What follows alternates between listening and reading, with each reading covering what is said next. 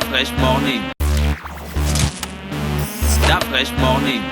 Sur les 104.5 Urban FM, la station urbaine avec Gina, c'est le petit clin de civique. On revient sur le sempiternel problème des poubelles. Oui, on revient sur le sempiternel problème des poubelles et aujourd'hui, on va lire un petit peu. Et donc, je vous invite à aller regarder parce qu'on va commencer par ça. De là, ce que vous alliez crier sur tous les toits, que j'ai dit des trucs qui n'étaient pas vrais.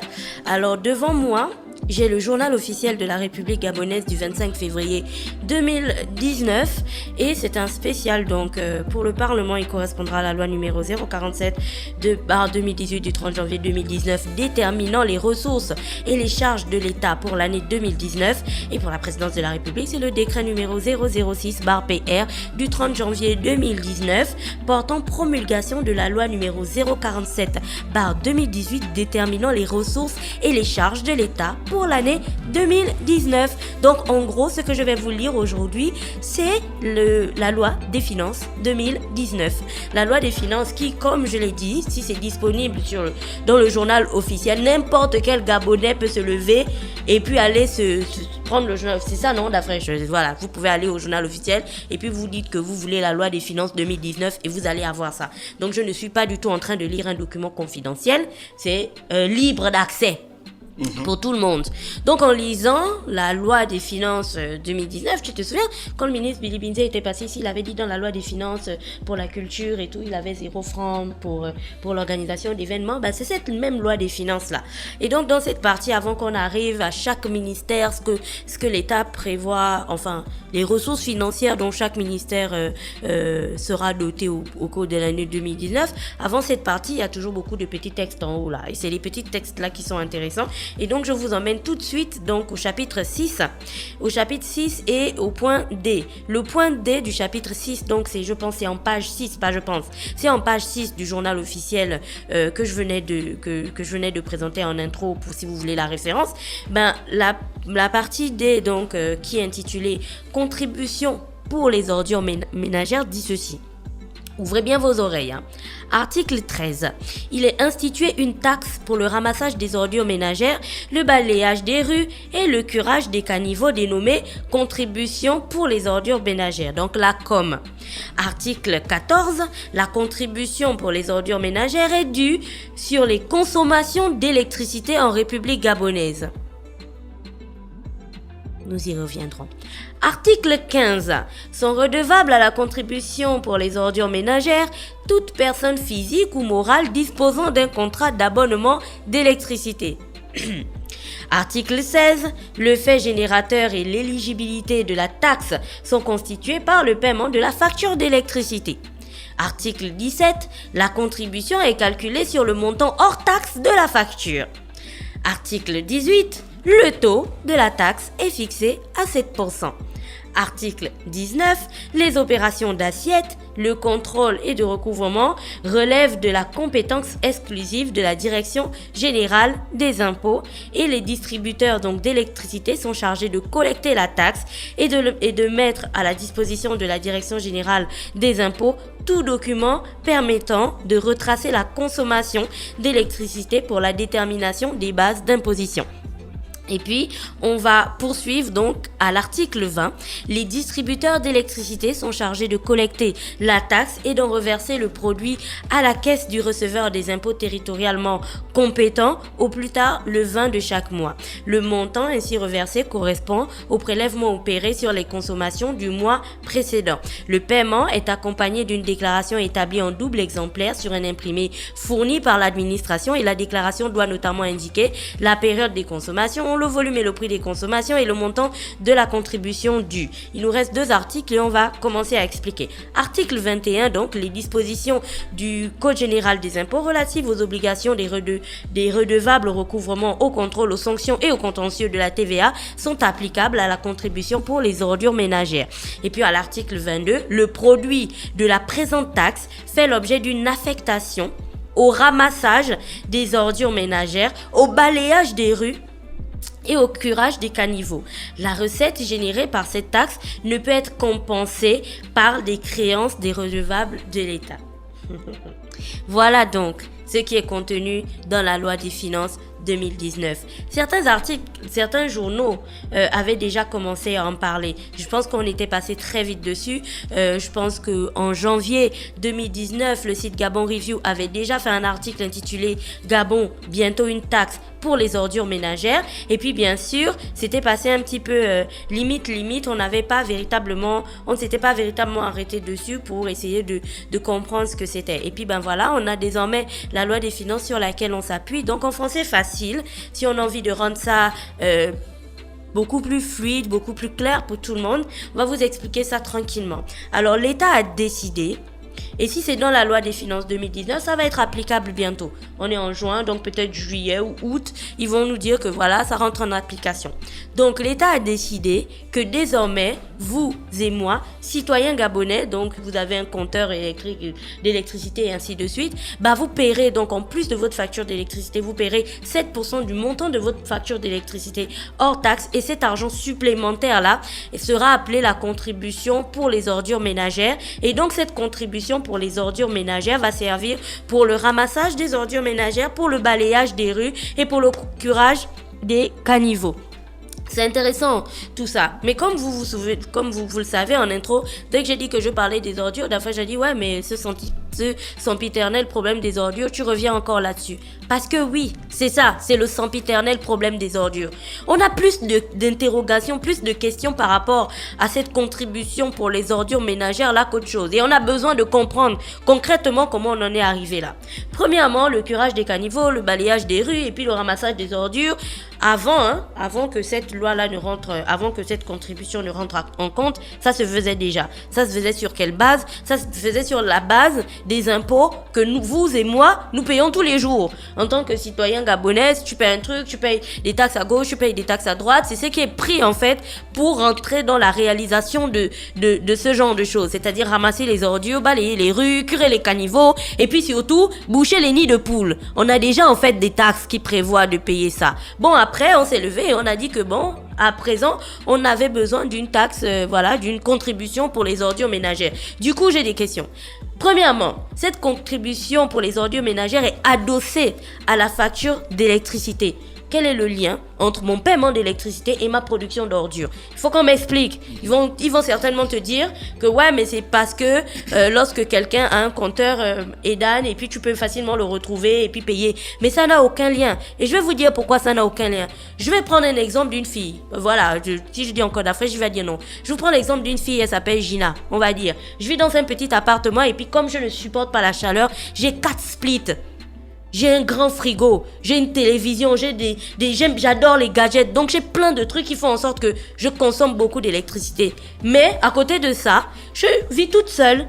Donc en réalité, ma poubelle, c'est un tout petit sachet comme ça. Étant donné que je passe ma vie au travail, c'est un tout petit sachet comme ça que je mets dans le bac peut-être une fois par semaine parce qu'en réalité, il n'y a rien dedans. Donc je te prends cet exemple-là de cette personne qui consomme beaucoup d'électricité, mais qui a un tout petit sachet d'ordures. Donc, en fait, si je paye 40 000 d'électricité par mois, on va prendre 7% de ce montant-là pour que je paye le petit sachet que je vais mettre à la poubelle. Il n'y a pas... Et c'est toi-même qui va mettre le sachet à la poubelle. J'arrive là-bas, surtout, j'arrive.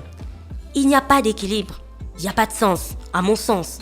Oui, à mon sens, il n'y a pas de sens. Il faut qu'on m'explique. Parce que on doit trouver le lien entre la production des ordures et puis les 7% en question. Parce que si je te prends l'exemple d'une entreprise encore, qui elle loue un bâtiment et puis elle a par exemple, elle a plein de splits parce qu'elle a plein de bureaux et ainsi de suite. Tu sais que les entreprises, nous, on produit combien de sacs d'ordures par semaine? Sérieux, on balaye la poussière et puis la plupart du temps on jette même pas les papiers, tout est numérique ici. Donc en gros, on paierait 7% de peut-être 200 000 de notre facture d'électricité. Pourquoi? Pour le petit sachet de poussière de nos bureaux? Là, il y a véritablement des choses à nous expliquer. On poursuit. Et puis on vous dit donc que cette taxe, je suis calme, on vous dit que cette taxe c'est pour le ramassage des ordures ménagères. Le ramassage. Il y a des gens qui habitent à des kilomètres, et là je suis gentille, à des kilomètres des bacs à ordures. Donc en réalité, si vous faites payer une taxe, il faudrait encore que cette taxe-là arrive avec un plus. C'est qu'aujourd'hui, si on me dit que Gina, tu paieras 7% désormais pour qu'on ramasse tes ordures, ben le gars en question, il devrait venir prendre les ordures à la porte de chez moi. Tu vois, à mon portail, je laisse ça là, il vient chercher et puis il va mettre dans la poubelle. Comme ça, je me sentirais moins frustré de payer 7%. Mais tu imagines quelqu'un qui paie 7% de sa facture d'électricité, qui soit dit en passant est déjà quelque chose, on a lu les trucs de la SEG ce matin où on disait qu'on avait déjà augmenté le prix de l'électricité. Donc, le prix de l'électricité a augmenté, vous faites payer 7%, il n'y a pas de problème, mais le gars après il doit encore se taper 1 km et demi pour repartir mettre son sac poubelle dans le bac. Où est la plus-value? Il faut qu'on nous explique, c'est que vraiment, c'est des questions, hein. Après, vous allez venir nous expliquer, peut-être qu'on aura déjà des petites brigades qui vont prendre les sacs poubelles dans les maisons des gens, mais on a envie de comprendre. Donc, il faut une plus-value. Si on paye 7%, le gars doit venir chercher le bac chez nous, et puis la poubelle chez nous et aller mettre dans le bac. Comme ça, tu sens qu'il y a un service, il y a une plus-value, il y a un service à ajouter quelque part. Mais s'il n'y a pas ça, on est d'accord que là, non, c'est long, c'est vraiment long. Autre chose, on parle du balayage des rues. Ok, on va payer 7% désormais pour le balayage des rues. Vous vous souvenez tous quand Averda était arrivé, qui balayait les rues des quartiers et tout. Pourquoi tout le monde était aussi surpris et aussi content qu'Averda balaye les rues des quartiers? Parce que à l'époque, les rues qui étaient balayées, c'était uniquement celles du centre-ville et celles du bord de mer. Jamais personne n'avait vu dans son quartier un balayeur de rue qui balayait le trottoir depuis chez lui. Et puis après, on est rentré dans les méandres et les problèmes d'Averda. Aujourd'hui, qui encore vient un balayeur devant chez lui? Donc, quand on dit que les 7% en question vont servir pour le balayage des rues, en réalité, comme dans les pays européens, tu vois, comme dans les pays développés, tous les matins, quand tu ouvres ta fenêtre comme ça, tu sors de chez toi, tu devrais pouvoir avoir un gars là qui balaye les rues. On arrive à un autre niveau, on parle du curage des caniveaux. Il y a des caniveaux qui... En fait, avant même de parler de curage des caniveaux, fallait aussi mettre l'aménagement des caniveaux à l'intérieur. Parce que tu vas voir des quartiers où tu as cet alignement de caniveaux qui ne sont pas couverts. Pourquoi les caniveaux sont autant remplis d'ordures? C'est parce qu'ils ne sont pas couverts. Donc à la moindre pluie, qu'on sache charrer toutes les ordures, les ordures rentrent dans les caniveaux. Après, il faut encore qu'on paie pour curer les caniveaux. En fait, je ne sais pas. C'est des questions, hein. On n'est pas en train de dire que vous qui avez réfléchi à ça, vraiment c'était long. Mais il faut que vous nous expliquiez. Parce que lorsque je paierai les 7%, parce que quand tu vas payer ta facture, tu n'auras pas le choix. Ce sera marqué. On va te dire que bon, désormais, d'après ta facture, allez, tu payes quoi? Tu payes dans 10 000 et puis tu ajoutes 700, 10 700. Tu vas faire quoi? Tu vas payer les 10 700, sinon tu vas finir dans le noir. On n'a pas le choix. Mais étant donné qu'on n'a pas le choix, il faudrait vraiment nous expliquer comment les choses fonctionnent. Parce qu'au cas où vous ne le sauriez pas, messieurs et dames, parce que le Parlement, ils ont vu ça, vous saurez donc que dans les quartiers populaires, la principale raison de bagarre entre voisins ou entre colocataires, c'est le partage des frais d'électricité. Parce que la SEG a un autre problème, c'est celui de l'équipement de toutes les personnes qui vivent dans les quartiers ou qui vont commencer à aménager dans certains quartiers là, équiper ces personnes-là de compteurs d'électricité. Vous savez que c'est les yeux de la tête. Les yeux de la tête. Il faut connaître quelqu'un, il faut que je connaisse quelqu'un d'Afresh qui connaît son frère, qui connaît son oncle, qui connaît je ne sais pas qui travaille à la SEG et que à chaque intervenant, je paie 1000 francs, 2000, 5000, 10 000, machin, pour pouvoir espérer avoir mon compteur d'électricité. Auquel cas, c'est compliqué. Donc, qu'est-ce que ça crée dans les quartiers? Ça fait toutes les bagarres où tu vas avoir des personnes tu as 3 habitations et puis elles partagent toutes le même compteur. Et puis, quand il va arriver, il va dire, bon, à partir d'aujourd'hui, on a une nouvelle taxe. Est-ce que vous vous rendez compte de comment cette facture d'électricité est de plus en plus lourde? Il faut donc qu'on nous explique, c'est quoi la plus-value véritable de cette nouvelle contribution? Parce que lorsqu'on va la payer, il faut que les choses changent. Dans des quartiers comme... On va la payer, il faut que les choses changent. Attends d'abord qu'on paye. Et puis on va voir la suite. Non, Dafresh, non. Je ne vais pas attendre qu'on paye et puis on va voir la suite. Parce que j'ai le droit de me poser des questions et je vais te dire pourquoi. Parce que je m'appuie sur l'expérience. On avait, il y a 1 an à peu près, 1 an et demi, on a mis en place ce qu'on appelait la redevance audiovisuelle et cinématographique, la RAC. Vous vous en souvenez? Sur chacune des factures de télévision que vous payez, quand vous payez le câble, vous payez 500 en plus au titre de la redevance audiovisuelle et cinématographique. Quand on a mis cette redevance en place, elle devait servir à quoi? Si vous vous souvenez, messieurs, dans le studio, elle devait servir à améliorer l'offre des programmes de Gabon Gabon Télévision à soutenir la production cinématographique au Gabon. Nous sommes là, vous regardez Gabon Télévision comme moi, Gabon Première, présentez-moi le nouveau programme, l'offre qui est nouvelle, le truc qui fait choc, que tu sens qu'on a fait un pas en avant, qui a été rendu possible grâce à la RAC. Deuxièmement,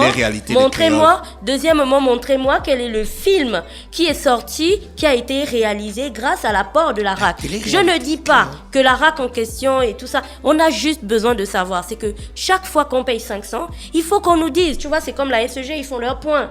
Ils disent que bon, cette année l'année 2018, voici ce qu'on a gagné, voici comment ça s'est passé, on a un peu produit moins ici, c'est les comptes quoi, il faut être transparent. Comme ça tout le monde comprend pourquoi on paye 500. Tu vois, c'est la même chose avec la contribution aujourd'hui pour les ordures ménagères. On n'a pas envie de payer cette contribution. On va la payer de toute façon. Mais on veut savoir, on n'a pas le choix. On va la payer de toute, malgré tout ce qu'on va dire. Regarde ces contenus là, c'est le journal officiel que je lis, tout le monde peut aller le chercher, je l'ai pas inventé. Par contre, on a besoin de savoir que lorsqu'on paiera les 7% en question, voici la plus-value. Parce que dans les quartiers, et c'est ce que je voulais dire, les quartiers, il y a des quartiers où quand tu vois la quantité de population, il y a un bac d'Afresh. Un bac.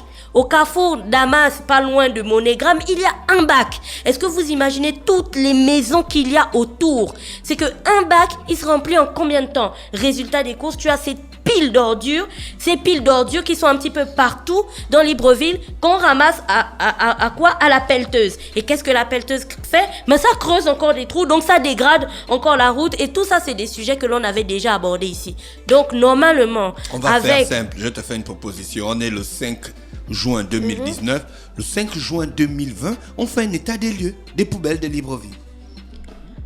Oui, non, mais avant qu'on fasse un état des lieux, aujourd'hui on est le 5 juin 2019, on espère que d'ici la fin de la semaine ou je sais pas la fin du mois, on vous invite. Venez, vous qui comprenez mieux, parce que nous, pour l'instant, on comprend pas trop.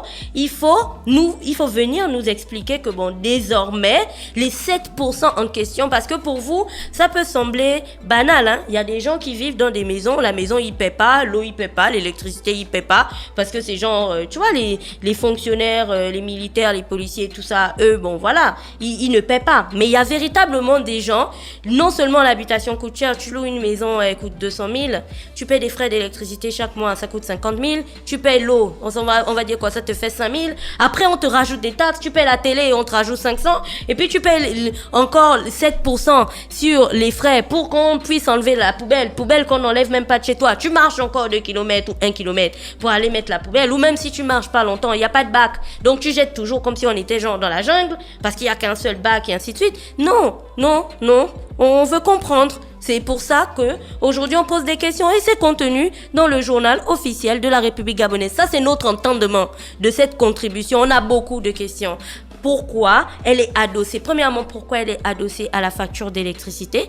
On a besoin de comprendre, c'est écrit. On ne juge pas, on veut juste comprendre. Numéro 2, comment est-ce qu'on est arrivé aux 7%? Il y a tellement de chiffres, enfin on aurait pu dire 1, 2, 3, 4, 5. Pourquoi on a choisi 7? Peut-être qu'il y avait des prévisions et tout, en se disant que voilà. Est-ce que donc cette contribution là, le gars qui a fait ça, il a suivi 7. est-ce que cette contribution, il y a par exemple est-ce que cette contribution, il y a plusieurs mesures qui sont prévues? Par exemple, on va mettre des systèmes de collecte maintenant dans les quartiers, il y aura plus de bacs pour chaque quartier, il y aura des ramasseurs, il y aura un service de proximité. Bref, c'est toutes ces questions-là qu'on se pose. Donc si vous avez la réponse, venez. Et ce matin donc, c'était ça ma rubrique du jour. Beaucoup d'interrogations dans cette rubrique. Contribution pour les ordures ménagères, on a besoin de comprendre. Voilà. Merci Gina qui est avec nous ce matin sur les 104.5 Urban FM, la station urbaine pour le petit clin d'œil civique. Restez connectés, on se retrouve juste derrière. Changez le Gabon. Stop Fresh Morning.